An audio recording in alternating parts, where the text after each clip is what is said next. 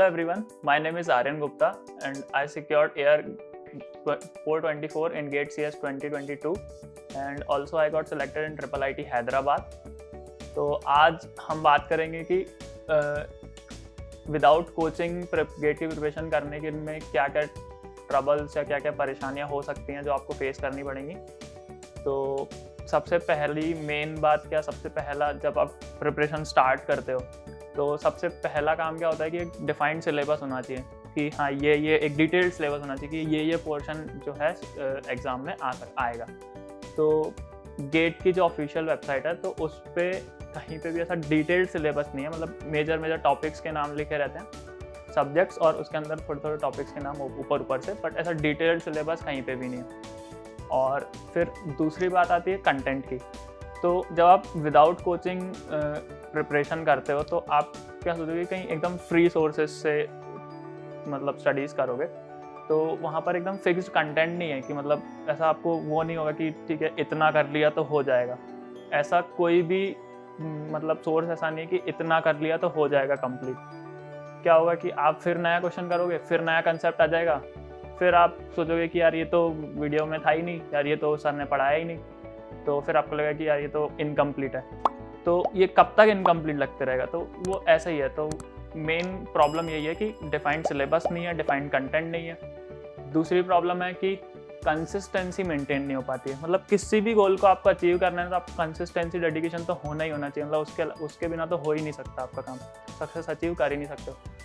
तो जो ऑफलाइन क्या बोल रहा हूँ, जब जैसे विदाउट कोचिंग आप करते हो ना, क्योंकि आपका डेडलाइंस नहीं है, मतलब आपके पास एक फिक्स्ड कोर्स है, कुछ एकदम प्लेलिस्ट डली हुई है, कुछ वीडियोस डले हुए हैं, तो कुछ डेडलाइंस नहीं है कि इतने डेडलाइन तक ये खत्म करना है। जैसे जो ऑफलाइन लेक्चर्स होते हैं, जैसे ऑफलाइन कोचिंग है या ऑनलाइन कोचिंग है लाइव क्लासेस वाली, तो उसमें क्या होगा कि रोज़ एक क्लास लग रही है, रोज़ की 2 क्लासेस लग रही हैं, तो आपको अटेंड करने एक मोटिवेशन आता है कि ठीक है आज ही क्लास है, कल देखने को नहीं मिलेगी तो आज ही जाके अटेंड कर लो, ऐसा। तो आप अटेंड कर लोगे और उसको कंप्लीट कर लोगे। बट इसमें क्या है, कंसिस्टेंसी नहीं मेंटेन होती क्योंकि डेडलाइन नहीं है, डले हुए हैं। आज वीडियो आज का देखा, नहीं देखा तो ठीक है, कोई काम आ गया तो वहाँ चले गए, कुछ बोले कि पार्टी करने चलते तो उधर चले गए, तो ये सब छूट जाता है, ऐसा रहता है। तो कंसिस्टेंसी मेंटेन नहीं हो पाती है।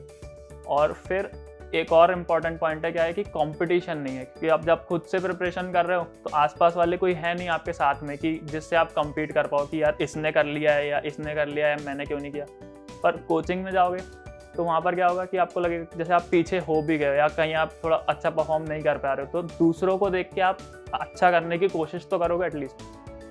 क्यों? क्योंकि अब जैसे वो कर रहे हैं, आपको लगेगा कि यार इसने भी कर लिया है, उसने भी कर लिया है, इसके इतने अच्छे नंबर आ रहे हैं, इसके इतने अच्छे नंबर आ रहे हैं, इसने इतना पोर्शन कंप्लीट कर लिया, इसकी कोई बैकलॉग नहीं है। तो आप भी फिर उसी हिसाब से आपको कवर अप करोगे, अपना सिलेबस कवर अप करोगे और आगे बढ़ते जाओगे। और फिर आता है क्वेश्चंस।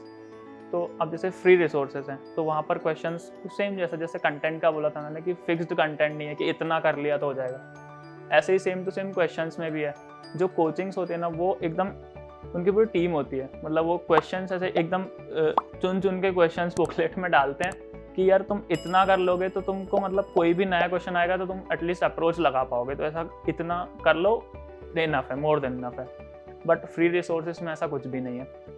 आखिरी पॉइंट है कि प्रॉपर गाइडेंस नहीं मिल पाती है। अब जैसे कहीं पे कुछ बच्चे अटक गए या डाउट्स प्रॉपर सॉल्व नहीं हो पा रहे हैं या कुछ बैकलॉग हो गया है, तो अब क्या स्ट्रेटेजी लगाएं या कैसे कवर अप करें, तो प्रॉपर गाइडेंस की भी नहीं मिल पाती है। तो ये सब ट्रबल्स हैं जो आपको उसमें आएंगे, मतलब विदाउट कोचिंग अगर आप प्रिपेयर करने की कोशिश करेंगे तो ये सारी प्रॉब्लम्स आपको फेस करनी पड़ेंगी। तो 3rd ईयर में मैंने विदाउट कोचिंग खुद से प्रिपेयर करने की कोशिश की थी, क्योंकि लॉकडाउन था उस टाइम पे, तो कहीं पे भी ऑफलाइन कोचिंग्स तो जा ही नहीं सकते थे। और ऑनलाइन कोचिंग से मैंने सोचा कि इसको छोड़ते हैं अभी, वैसे क्योंकि थोड़ा लेट हो गया था उस टाइम। क्या जुलाई में पता चला था कि 3rd ईयर वाले भी एग्ज़ाम दे सकते हैं गेट का। तो खुद से प्रिपरेशन की थी, तो यही सारी प्रॉब्लम्स मुझे फेस करनी पड़ी, इसलिए मैं आपको बता भी पा रहा हूँ। तो लेकिन इसलिए फिर मैंने फाइनल ईयर में ज़ील को ज्वाइन किया और फिर अब मैं। Thank you very much.